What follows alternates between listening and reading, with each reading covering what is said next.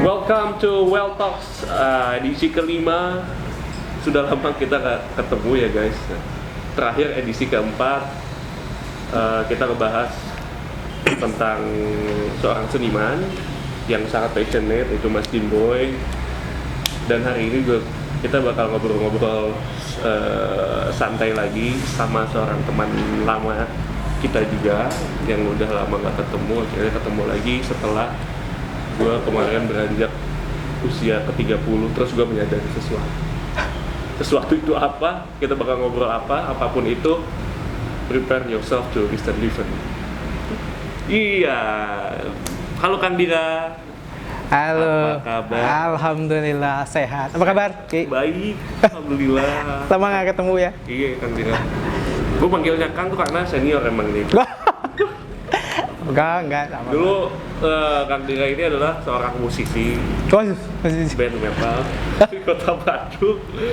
Terus gue dengar kabar lu kan kerja di agensi di Jakarta, ya kan ya? Ya. Sekarang balik lagi ke Bandung. Ada apa tuh? Tiba-tiba dari Jakarta balik lagi ke Bandung. Iya, jadi sekarang kebetulan kerja di Bandung lagi. Oh, kerja di Bandung. Jadi setelah cukup lama kerja di agensi, banyaknya di Jakarta ya, bolak-balik Jakarta Bandung, balik lagi nih ke Bandung. Jadi sekarang ini lagi di salah satu startup di Bandung, fintech ya. Jadi startup financial gitu, namanya Halovina kebetulan. Gitu. Lagi di Halovina sekarang. Iya.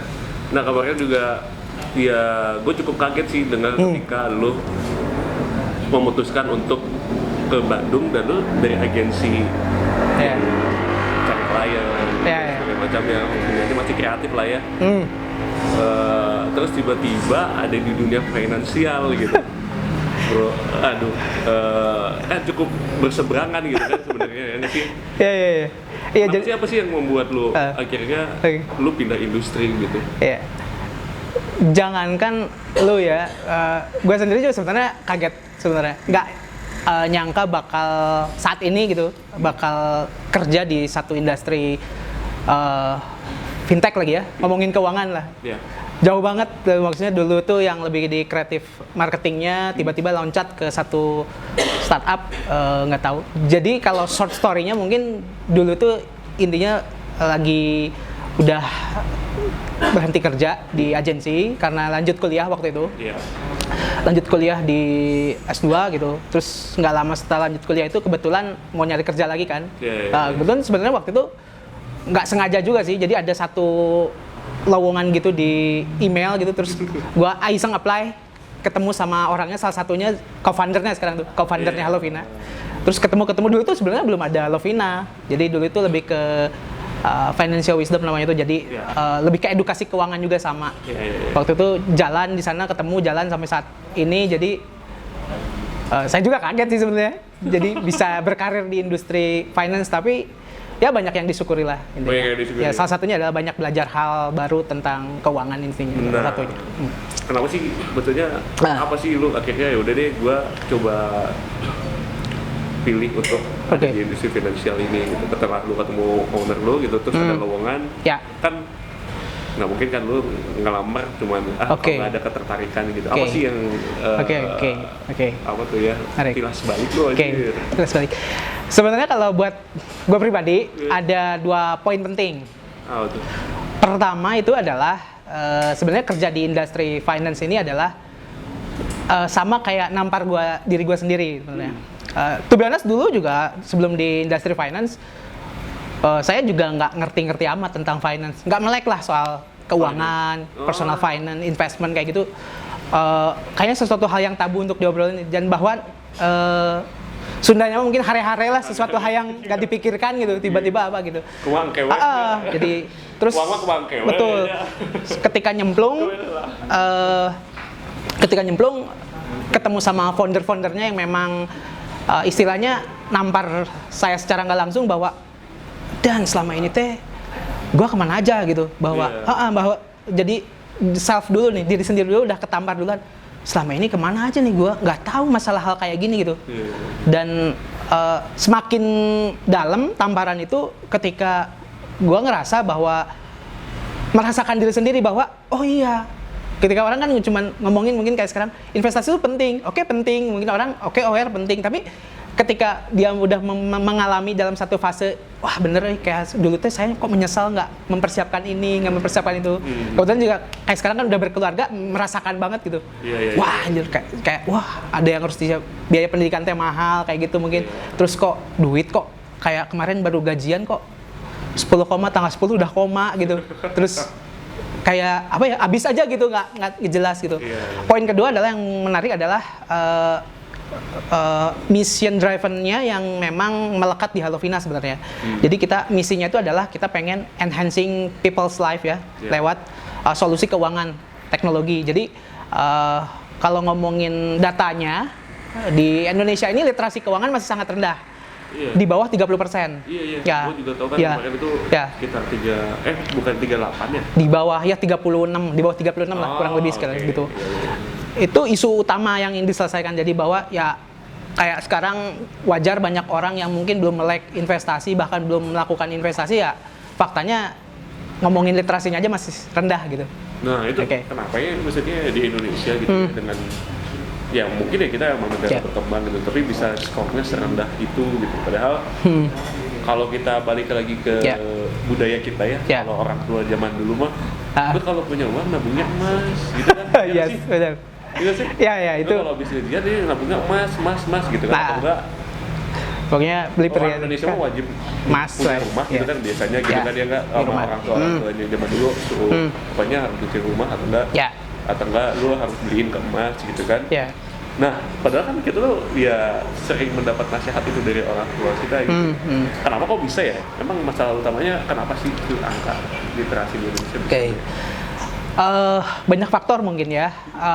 Kalau saya pribadi nih ya ngelihatnya mungkin ada sekitar 2-3 faktor. Faktor pertama mungkin kita ngomongin keuangan itu udah sesuatu hal yang berat. Jadi kayaknya aduh jangan kan ngomongin keuangan, jangan kan ngomongin investasi, ngomongin keuangan itu kayak sesuatu hal. Bahkan ada yang bilang finance is more tabu than sex kan. Kayak kalau ada bilang kalau ngomongin seks itu sesuatu hal yang tabu bagi sebagian orang, ternyata finance tuh sesuatu hal yang lebih tabu. Mungkin karena ada barrier duluan, orang tuh ngelihat anggapan angka numbers itu udah wah harus ngitung kayak gitu udah itu mungkin. Dan juga kalau misalnya kesadarannya keuangan mah sensitif betul. Nah, sensitif kan, bener. Juga kayak ngomongin uang mah sensitif kan kayak ngomongin sebenarnya gaji gitu kayak gitu sensitif. Poin kedua mungkin kayak anak literasi ini juga literasi membaca juga rendah ya. Jadi kan kayak ada sesuatu hal itu kan kayak edukasi keuangan kan kayak kita harus mau baca lah, harus terbuka dulu deh. Terbuka, harus banyak baca, kayak pengetahuan kayak misalnya kenapa sih personal finance itu penting, lu harus bisa ngelola keuangan lu sendiri. Terus baru nanti ngomongin kenapa sih gua harus investasi. Kayak tadi kalau kamu bilang kan kayak orang tua mungkin dulu investasi emas gitu kan. Kayak terus rumah juga mungkin ya wajar juga mendasar bahwa yang pertama adalah emas itu kan dari dulu itu kayak safe haven lah. Jadi kalau kondisi lagi krisis atau enggak misalnya apapun itu satu instrumen yang bisa melindungi kekayaan gitulah. Terus harganya juga kan cenderung naik dulu kan. Kalau dulu makanya dulu kan kayak biasanya punya duit kalau orang tua dulu tuh beli emas, perhiasan kayak gitu kan. Kedua juga mungkin kalau ngomongin rumah itu ya karena kalau buat orang tua mungkin ya yang generasi old gitu punya rumah itu kayak sebenarnya jadi kayak prestis bahwa ketika seseorang sudah berumah tangga gue udah bisa punya rumah, jadi rumah itu satu kebutuhan primer tapi juga memang harus ya jadi prestis bahwa rumah lah punya gitu. Nah kemarin tuh gue menyadari sesuatu ketika tadi kan gue bilang gue beranjak ke umur 30 bro. Tring gitu. Wah, cash flow gue gimana sih gitu sebenarnya gue kan harus merencanakan ya kan. Terus gue kemarin baru menikah juga gitu. Cuman gue rasa ini juga pasti akan dialami oleh mungkin orang-orang yang umurnya di bawah 2 gitu kan ya, di mungkin 21, 22, 23 karena gue lihat sekarang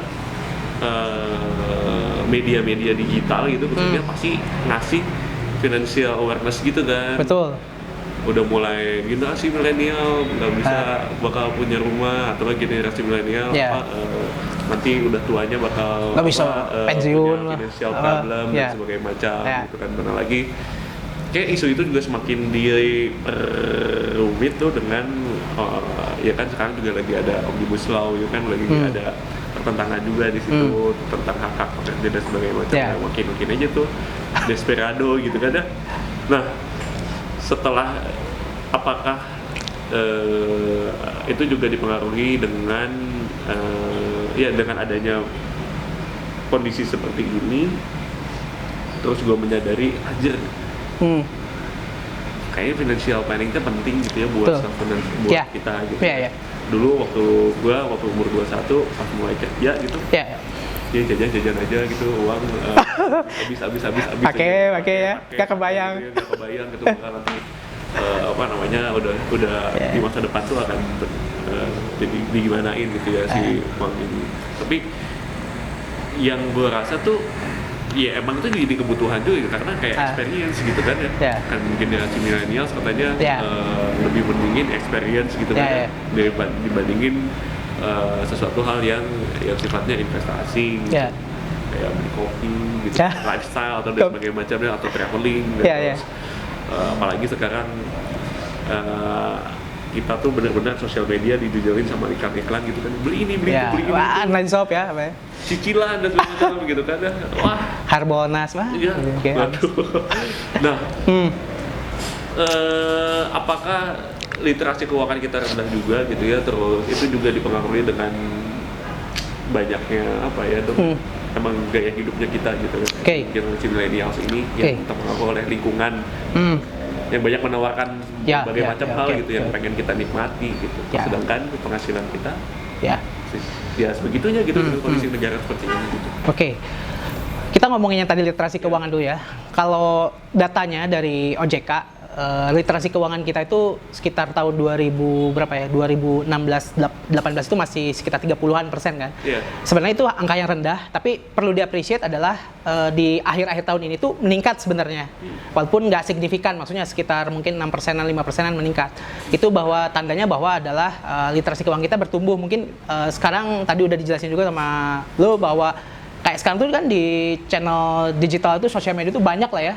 Kayak mungkin ada satu akun-akun yang kayak sering ngebahas tentang keuangan, tiba-tiba ada yang ngomongin asuransi, ada yang ngomongin macam-macam lah. Jadi ada itu juga mungkin sedikit banyaknya membantu peningkatan itu literasi keuangan. Jadi ya memang mungkin buat generasi millennials kayak kita mungkin melalui media pembelajaran seperti itu mungkin lebih efektif.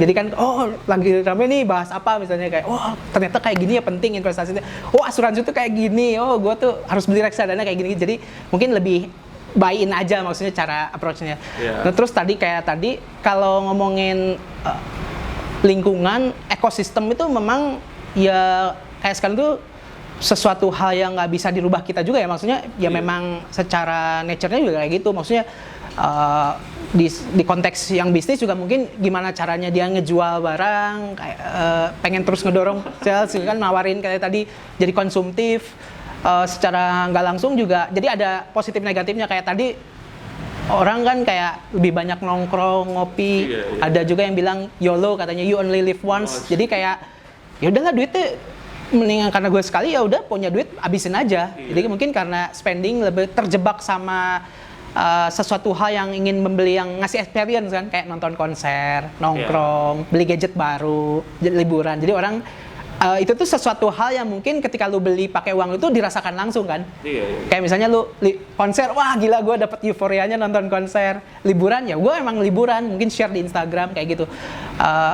Mungkin orang jadi nggak kepikiran untuk lebih ke kayak tadi lu kepikiran, gue nggak kepikiran sebelumnya kayak duit kok habis ya karena itu tadi. Jadi memang kita harus lebih aware, terbuka bahwa lu hidup tuh bukan you only live once sih sebenarnya. Ada lawannya why only live once. Bener kan? Kayak lu sekarang 33, misalnya usia 30 ya guys, sekarang 30 ya, udah berkeluarga juga kan maksudnya. Ya maksudnya berkeluarga kamu kan harus memikirkan kehidupan setelah berkeluarga. Nanti anak mungkin sekolah kayak gimana, harus mikirin tadi disiplin. Aduh, gua belum punya rumah, harus punya rumah kayak gimana. Terus nanti mungkin gua pengen liburan sama keluarga. Jadi nggak cuman mikirin yang saat ini aja gitu. Tapi ada sesuatu hal in the future yang harus lu pikirkan juga itu loh. Sebenarnya sih kayak gitu. Ya, terus pensiun lah. Betul. Kalau nggak mau menikah atau berkeluarga, at least pensiun. Pensiun buat diri sendiri, menyelamatkan diri sendiri ya. Kan ya kita mah nggak bisa melawan umur ya. Betul.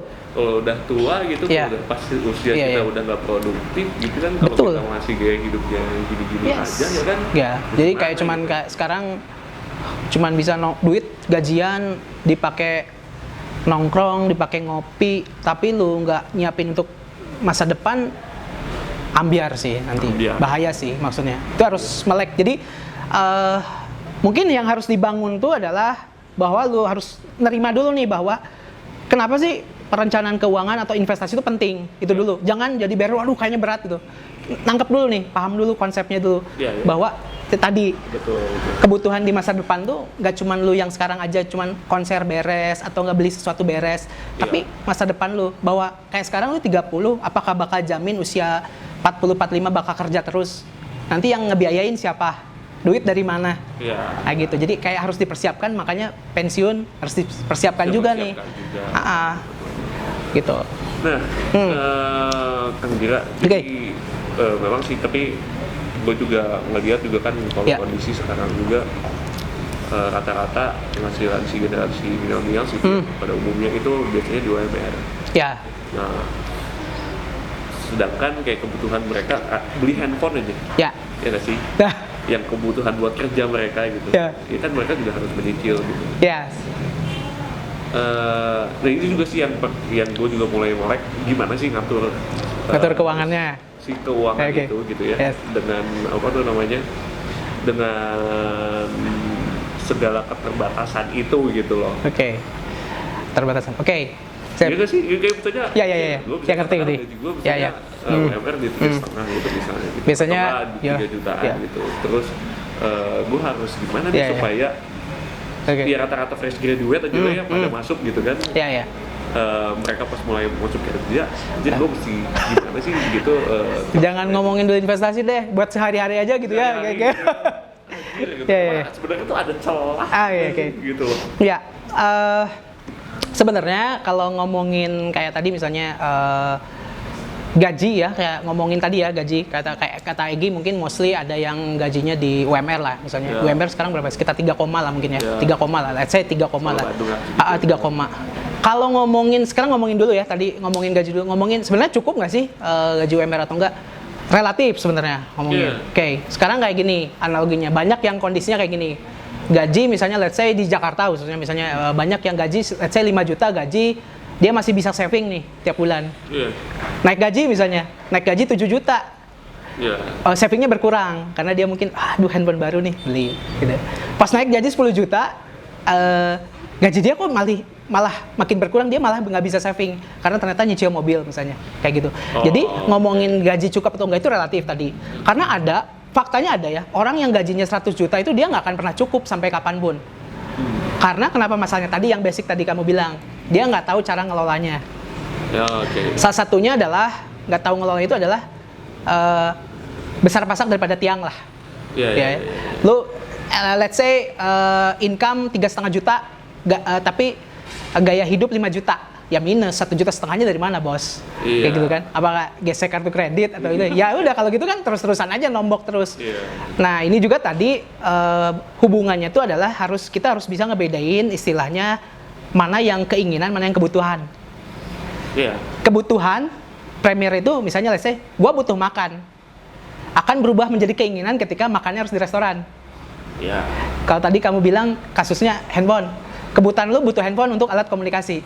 Tapi ketika gue pengen handphonenya iPhone, jadi keinginan.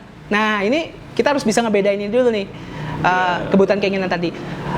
Paling mendasarnya lagi adalah ya kamu harus melakukan budgeting namanya kalau di financial planning, budgeting. Jadi budgeting ini adalah intinya kita bikin apa ya, kotretan lah, coret-coret lah. Kayak let's say misalnya sekarang kita gaji 3,5 juta, terus kita bikin alokasi nih. Kayak misalnya pengeluaran, misalnya untuk transport berapa, makan berapa, diatur, stick to the plan. Termasuk bahwa kita harus ada alokasi untuk nabung atau investasi. Si budget ini sebenarnya jadi kayak pagar aja buat kita, bahwa kita oke, saya udah bikin rencana bahwa saya kalau gajian segini, alokasinya udah segini, nggak boleh lebih. Iya. Nah, kalau misalnya biasanya yang saya rasakan ya setelah melakukan budgeting memang jadi lebih ke kontrol sih. Karena mungkin bisa jadi ketika lu bilang misalnya 3,5 juta gua nggak bisa nabung UMR, belum tentu juga sih, bisa jadi nabung, tapi mungkin budgetingnya dia nggak bener. Bisa jadi misalnya ketika bikin pos-pos alokasi itu, kalau orang tua dulu mah ngomongnya istilahnya pos-pos amplop lah, pernah nggak? Mungkin lihat nyokap lo di rumah kayak duit dapat dari suami gitu, nih mah buat bulan ini oke, sama nyokap mungkin dipos-posin, oke ini buat ke pasar 100.000 misalnya, buat listrik, buat sekolah anak, buat apa, jadi prinsipnya sama kayak gitu. Jadi kamu juga harus mulai bikin budgeting sih, kayak kebutuhan rutin pada dasarnya yang memang 3 hal besar sih sebenarnya kalau ngomongin budgeting itu. Kebutuhan rutin lu yang memang kebutuhan kayak misalnya makan, transport, kayak gitu-gitu. Ada yang memang sifatnya gaya hidup, misalnya kayak pulsa mungkin buat nonton, boleh. Punya alokasi untuk gaya hidup boleh, nggak boleh, tapi yang diatur tuh alokasinya, budgetnya. Terus ada mau alokasi gaya hidupnya dihabisin semua juga nggak masalah. Iya nggak masalah, tapi masalah itu ambil. Iya, harus diatur. Tapi pas gaya hidup aja. Iya. Terus ada sama ini buat investasi. Ya. Jadi kalau ngomongin aturannya, rule of thumb-nya itu ada strateginya kayak sepak bola. 4-3-3, bisa 4-2-3-1. 4-3-3 ini ada aturannya. 4-3-3, 40% untuk kebutuhan rutin. Misalnya 40% untuk utang misalnya. Atau enggak konsumtif, kayak 30% untuk investasi. Ada juga 40-20-30 rule of thumb-nya. Jadi 40 untuk kebutuhan rutin, 30 untuk investasi, 20 untuk misalnya gaya hidup, 10% untuk sosial misalnya. Jadi macam-macam. Tapi itu nggak jadi patokan, tapi sebenarnya bisa jadi bantu lu sih sebenarnya. Kayak sekarang coba deh lu rumusnya itu jadi kayak sepak bola 40-30-30% lah. Jadi kayak sekarang lu cobain aja, begitu gajian lu coba nulis aja di kertas, gua kira-kira buat ini berapa persen. Enak deh. Ya.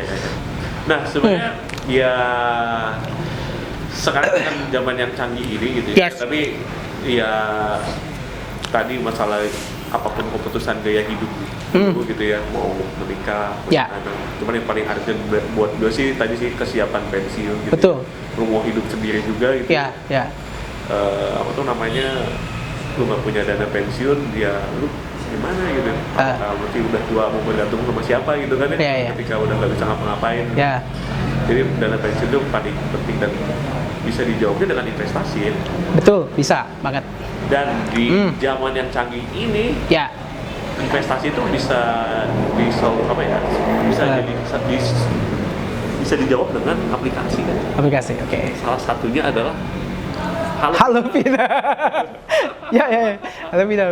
Betul kan? Betul dong, iya benar. Sebenarnya di fitur di Halovina ini ada untuk ke arah sana nggak sih, atau ada solusi nggak sih, kayak mulai dari budgeting gitu, posannya, apakah si aplikasi ini juga membantu untuk masalah itu juga? Sebelum bahas tentang aplikasinya, saya bahas tadi sedikit yang menarik yang kamu bilang tadi, pensiun. Pensiun. Salah satu prioritas investasi untuk masa depan yang wajib dan harus dipersiapkan adalah dana pensiun. Kenapa? Mungkin kamu bisa lihat di sekitar kita banyak yang udah berkeluarga tapi dia masih harus membiayai orang tuanya. Iya. Nah, walaupun memang wajib ya ngasih ke orang tua, ngebantu, tapi ini mah murni, jadi si orang tua ini udah nggak punya penghasilan dan untuk kehidupan sehari-hari itu bergantung dari kita. Dari anaknya yang masih produktif. Makanya ada istilah namanya sandwich generation. Namanya sandwich generation karena filosofinya itu kayak kejepit gitu, kayak sandwich. Kalau misalnya let's say sekarang Egi di tengah-tengah sandwich. Nggak tahu nih yang menemukannya namanya sandwich. Iya. Nah, kayak sekarang tuh kayak posisinya sandwich itu Egi di tengah-tengah, mungkin di bawah harus membiayai anak istrinya, tapi di atas juga harus membiayai orang tua. Jadi ada beban lah kayak gitu. Nah, itu karena salah satunya adalah tidak siap pensiun. Ngomongin pensiun itu wajib untuk semua orang, kenapa? Bahkan yang misalnya let's say untuk yang dia kerja udah dapat dana pensiun pun tetap harus mempersiapkan dana pensiun pribadi. oke. Oke. Aduh. Wih. Thank you Mas Dirapil. Thank you. Thank you. Oke. Kopi, nah ini salah satu Oh iya, oke. Duh. yang bisa ngabisin duit kita sehari-hari jajan kopi tuh. Ngopi. Sebenarnya nggak apa-apa sih. Ya, nggak apa-apa Ngopi ya? sekali dua Asal ada kali. budgetnya. Asal budgetnya. Nanti kita ngobrolin nih simulasi yang suka ngopi nih. Iya. Sama kalau duit ngopinya dikurangin dikit deh. Dialokasi buat investasi nanti ada. Oh, oke, siap. Tadi sampai mana? Sandwich. Sandwich ya. Jadi sandwich itu adalah satu kondisi lu jadi terbebani. Iya. Harus membiayain orang tua juga harus membiayain bawahnya. Jadi budgetnya tuh gede pastinya. Nah, salah satunya karena tidak siap pensiun. Jadi makanya bahkan orang yang udah punya dana pensiun kayak misalnya let's say PNS ya. PNS atau misalnya yang kerja di BUMN yang memang udah dapat pensiun itu tetap harus nyiapin pensiunnya sendiri. Apalagi yang misalnya kerjanya let's say dia nggak ada jaminan pensiun. Yeah. Udah pasti harus sih itu. Kenapa yang tadi yang bahkan yang udah dapat pensiun pun harus nyiapin pensiun? Karena ada riset dari HSBC ya, satu banking dia bikin riset bahkan 70 dari 30% orang Indonesia itu nggak siap pensiun. Jadi bahkan kalau nggak siap pensiun gimana opsinya? Opsinya ya dia harus kerja lagi ketika udah usia nggak produktif, ya mau nggak mau dong. Yeah. Misalnya usia 50 harus kerja lagi, atau enggak ya akhirnya bergantung sama anaknya jadi beban, anaknya sandwich generation. Yeah. Makanya tadi pentingnya kenapa dana pensiun itu harus disiapin sejak dini. Bahkan ada yang bilang ketika lu pertama kali kerja dapat first income dari kerjaan lu sebagai first jobber, itu langsung alokasiin untuk dana pensiun long term. Nah, tadi nyambung ke Egi mungkin nanyain sebenarnya Gagi, kok jadi Egi? Banyak temen yang namanya Egi. Jadi tadi ngobrolin Halovina itu satu aplikasi yang bisa ngebantu. Nah, mungkin ada yang denger juga nih ngomongin, mungkin nanyain kayak dana pensiun tuh nyiapinnya kayak gimana sih kalau misalnya orang yang nggak dapat pensiun misalnya. Sebenarnya macam-macam investasinya. Kita bisa mempersiapkannya secara individu pribadi. Nah, kalau di Halovina adalah kita bisa mempersiapkannya dengan cara berinvestasi. Investasi di sini adalah satu upaya kita ketika dapat penghasilan itu nggak dikonsumsi semua duitnya. Mungkin dari let's say misalnya dapat income 5 juta, gua 4 jutanya dipakai untuk kebutuhan sehari-hari dan ke lifestyle gua misalnya let's say. Yang 1 juta ini jangan dikonsumsi sekarang dulu. Tapi diinvestasiin dulu untuk nanti dikonsumsi nanti ketika lo udah tua. Tergantung. Nah, makanya tadi harus investasi. Nah, Halovina ini sebenarnya adalah satu aplikasi, namanya itu kalau istilah kerennya kita nyebutnya itu adalah Digital Financial Advisory Apps.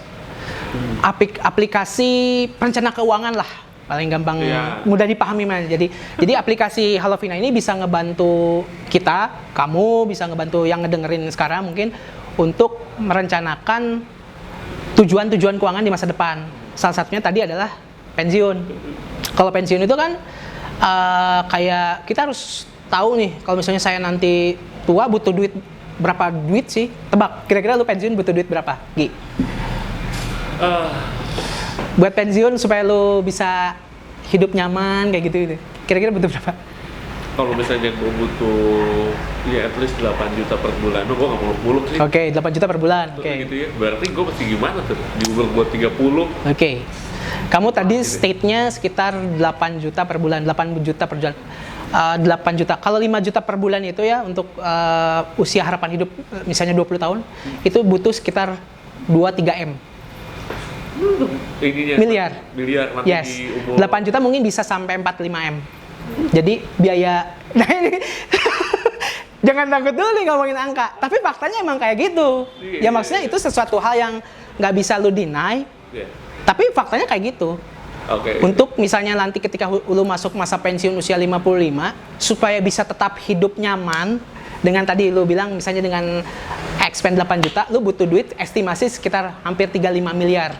To be honest. Jadi 35 miliar ini lu punya dananya nanti 35 miliar, terus karena lu nggak kerja, jadi tiap bulan itu si dana ini diinvestasiin, tiap bulan ambil. Profit resikonya kayak gimana sih? Apakah misalnya let's say orang itu konservatif, moderat atau agresif? Nanti itu sebenarnya si sistem kita akan robo advisor kita itu engine-nya itu udah dan gak sembarangan ya. Jadi ini tuh dikembanginnya sama orang-orang berpengalaman. Jadi memang udah berpengalaman di dunia keuangan akan automatically ngebantu kamu ngasih advices. Jadi kayak si sistem itu kan nanti kamu ngisi data kan. Jadi Alvina, saya mau pensiun sekian tahun lagi, terus butuh duit segini. Kira-kira saya harus nabung berapa? Nah, si sistem kita akan mempelajari, kamu tuh harus nabung, misalnya kalau misalnya nabungnya dari usia 30 tahun, kamu tuh harus nabung 500.000 misalnya per bulan. Di instrumen apa aja produknya? Misalnya let's say ada emas, ada reksadana, sekian persen. Jadi kamu tuh sebenarnya tinggal nabung rutin aja. Nabung rutinnya ke Halovina gitu? Bukan ke Halovina. Nanti dari Halovina. Melalui Halovina. Jadi Halovina tuh kebetulan kerjasama sama beberapa produk partners namanya. Jadi ada penyedia produk investasi kayak reksadana emas yang memang udah terdaftar dan diawasi OJK. Jadi Halovina itu punya engine-nya tadi, sebenarnya punya aplikasi tadi yang bisa ngebantu memudahkan kamu. Jadi nggak usah ngitung-ngitung ribet lah. Jadi sebenarnya tinggal udah tahu dalam 1-2 langkah, udah tahu saya jadi untuk menyampai target dana pensiun tadi tuh saya harus nabung misalnya tiap bulan 500.000. Ya udah kamu tinggal nabung aja 500.000 sesuai advice kita. Nanti udah sekian tahun nanti tinggal dipakai gitu intinya, dicairkan gitu sederhananya. Kebayang lah ya? Kebayang. Nah, oke. Masalahnya nih. Asal banyak masalah. Banyak. Oke. Kalau gimana nih simulasinya gitu di dunia real life gitu ya, katakanlah buat yang gajinya pas banget di UMR katakanlah gitu loh. Dari filosofi kopi aja nih, beli kopi nih. Ya.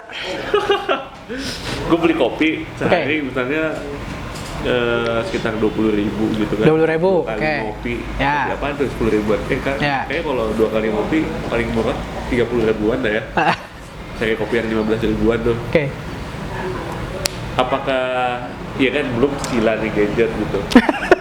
Terus bayar listrik atau kosan dan segala macam gitu kan.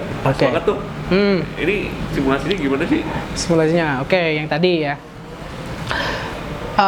Saya jawabnya bertahap biar enak.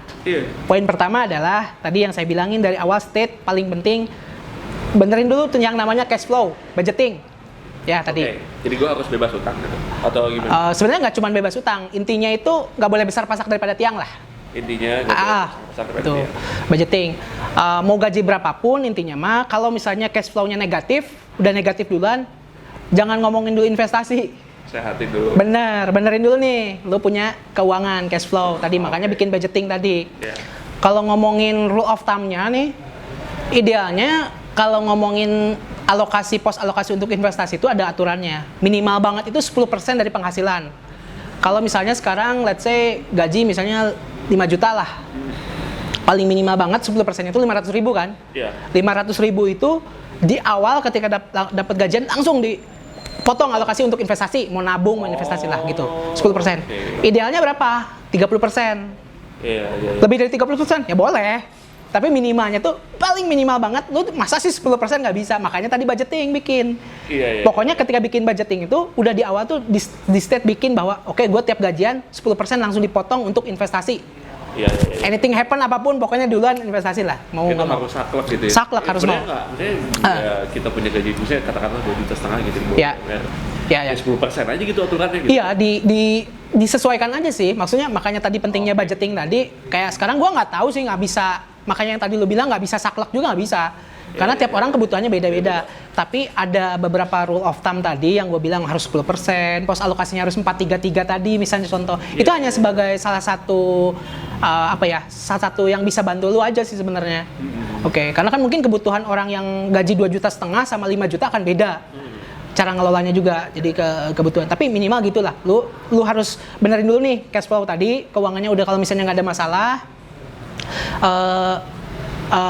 Baru bisa ngomongin investasi. Terus tadi kamu sempat nyinggung utang boleh nggak ya? Utang boleh sih dengan catatan. Utangnya iya itu mah wajib lah, utang punya utang lah harus dibayar. Aturannya yang paling penting adalah utangnya lebih baik utang produktif, bukan konsumtif. Utang produktif tuh misalnya nyicil buat rumah, kan bisa jadi aset tuh. Kalau utang konsumtif tuh kayak misalnya lu jalan-jalan ke Bali, gue pengen liburan ke Bali pakai pay letter, liburan cuman 3 hari, bayar cicilannya 1 tahun kan nggak lucu gitu. Itu termasuk konsumtif. Misalnya buat gadget, nah itu kayak gitu nggak lucu lah. Itu juga kalau untuk aturannya, kalau misalnya kayak utang itu nggak boleh lebih dari 30% alokasi. Jadi kalau misalnya gaji 5 juta, 30%-nya itu berarti sekitar 1,5 juta. Lu nggak boleh punya cicilan lebih dari 1,5 juta. Gitu. Kalau lebih ke 0 bahkan ya lebih bagus. Nah tadi, terus tadi tuh ngomongin hitung-hitungan. Hitung-hitungan ini. Sebenarnya ini kita harus pakai kalkulator ya, biar ini. Boleh. Oke, let's say tadi tuh lu bilang ngopi ya. Ngopi kayak sekali ngopi itu 20.000 mungkin ya. Ngopi 20.000 kalau misalnya gorengan. Sehari 2 kali let's say misalnya. Sehari ngopi berapa? 2 kali cukup ya? 2 kali. 2 kali 40.000 kali seminggu misalnya dalam 5 hari 5 kali 5 berapa? 20.000 kali 2 kali ngopi 40.000 kali 5 200.000. Seminggu 200.000. 200.000 dikali 4 bulan 800.000. Iya. 800.000 alokasi tadi. 800.000 nih. Lu misalnya biasa spending buat ngopi. Apakah tadi ngopinya harus di stop? Enggak, yang gue bilang. Boleh ngopi, lifestyle jalan tapi investasi juga jalan dong. Let's say misalnya dikurangin deh. Kalau dulu misalnya ngopi sebulan bisa habis 800.000 buat ngopi, coba kurangin misalnya 300.000 cukup deh buat ngopi. Yang 500.000-nya lu alokasiin. Nah kalau misalkan, jadi ini gue udah coba hitung-hitung ya. Kalau misalnya let's say yang 500.000 tadi lu tabungin di instrumen investasi yang ngasih imbal hasil 12%. Karena gue asumsinya kalau masih muda harusnya agresif lah ya. Maksudnya untuk long term juga jangka panjang di saham misalnya, investasi saham yang ngasih return 12%. Selama 30 tahun di usia 30 tahun bisa dapat sekitar 1,8 M. Dengan 500.000 tiap bulan dari usia 30. Sampai nanti gue bisa ngambil di umur 30. Berarti gue ngambil di 30. 60 ya? 60 tahun kan? Tergantung mau target pensiunnya usia berapa. Kalau misalnya rata-rata kan usia 55 lah. Kalau misalnya usia 55, kalau 30, sekarang 30 tahun pensiun 55, kan berarti ada sekitar waktu 25 tahun nih. 25 tahun lu buat saving lah 500. Kalau 25 tahun ya mungkin sekitar kurang dikit mungkin ya, karena sekitar 25 tahun itu sekitar 900 juta. Iya, hampir 1 M lah ya. Itu kalau 500.000 ya. Coba kita hitung ya yang tadi misalnya lu butuh. Gua mau pensiun di umur 65 sih. 3 juta. 300, 3.000, 30.000, 300.000, 30 juta, 3 miliar. Profesi beda aja gitu, nggak harus di. Oke. Bentar ya, kalau misalnya kita 19%, 25 tahun, oke. Nah misalnya kalau targetnya itu butuh sekitar 300 juta dalam jangka waktu 25 tahun, itu lo butuh nabung itu sekitar 1,5 juta per bulan. Kalau mau punya 3 miliar. Kurang lebih ya, 1,5 oke. Itu. Itu cuma buat satu instrumen doang lah. Maksudnya bukan satu instrumen. Itu untuk satu tujuan doang, kayak pensiun. Iya, yang ngerti. Di luar itu pendidikan anak gimana? Rumah gimana? Makanya tadi kalau bilang kalau yang misalnya UMR atau misalnya gajinya terbatas gimana? Ya balik lagi sih, ya dia harus bikin prioritizing juga sih. Kayak memprioritaskan dulu mana duluan deh. Paling penting juga menyesuaikan sama kondisi dia sih. Kayak tadi. Itulah ngasih gambaran. Iya sih, ya tapi at least yang paling penting sih menurut gua ketika ternyata gua cuma punya penghasilan sebegini misalnya gitu ya. At least dia mau itu dia nabung 500.000, at least aja ada patokannya gitu dia. Paling kecil tuh ya tadi 10% gitu ya. Kan 10% gua harus saving ini buat masa pensiun gua.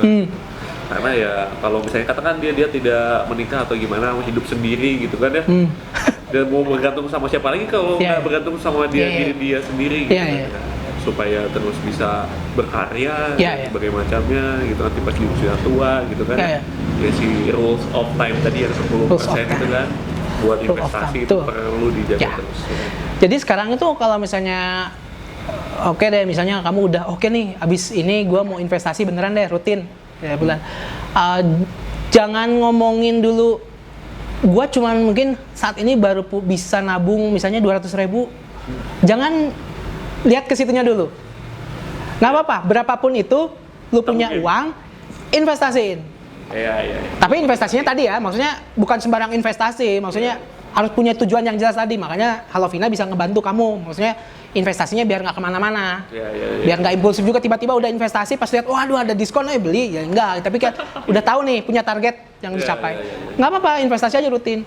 Sebenarnya sumber buat lu investasi itu kan nggak cuma dari gaji bulanan. Misalkan lu misalnya sekarang kerja di bagian marketing misalkan. Wah bagus nih lu tahun ini kinerjanya sesuai target misalnya. Dapat bonus nih misalnya. 3 kali gaji misalnya, let's say. Wah 15 juta tapi. Nah 15 juta ini kan bisa dialokasiin langsung. Misalnya 5 juta gua pakai buat liburan keluarga deh, happy deh. 10 jutanya langsung tembak THR. Ada macam-macam sih bacanya. Atau enggak memang lagi punya usaha sampingan, kan nggak tahu ya, maksudnya tiap orang beda-beda. Jadi maksudnya sumber untuk investasi kan banyak ya, maksudnya tinggal balik lagi ke kita sih, maksudnya apakah willing untuk komit khususnya.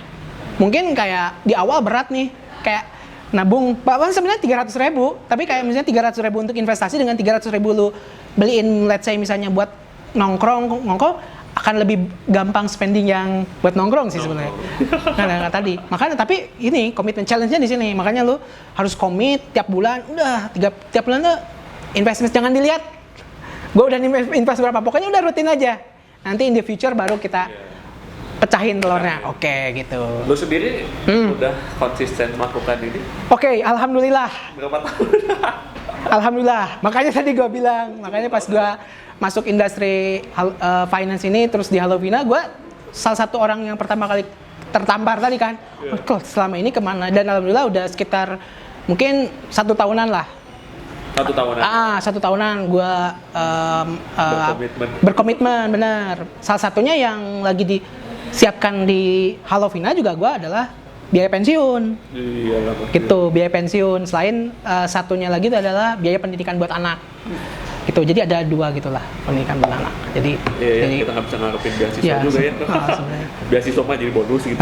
Bonus. Nah, dapat beasiswa lah kamu.